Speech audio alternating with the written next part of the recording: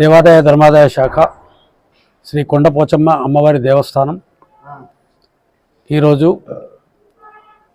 అమ్మవారి దేవాలయం యొక్క 6 హుండీలను దేవాదాయ శాఖ సిద్దిపేట డివిజన్ పర్యవేక్షకులు శ్రీ వీరంగారావు గారు సమక్షంలో పర్యవేక్షణలో విప్పి లెక్కించగా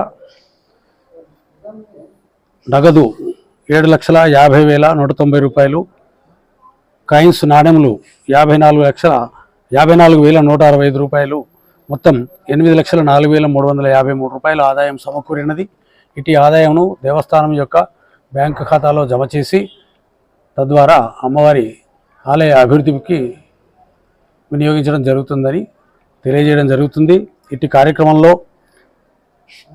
పోలీస్ డిపార్ట్మెంట్ నుంచి వచ్చినటువంటి ఏఎస్ఐ గారు, సిబ్బంది మరియు దేవాలయ అర్చకులు, దేవాలయ సిబ్బంది, సిద్దిపేట నుంచి వచ్చినటువంటి భక్త సమాజము వారు అందరూ పాల్గొనడం జరిగింది.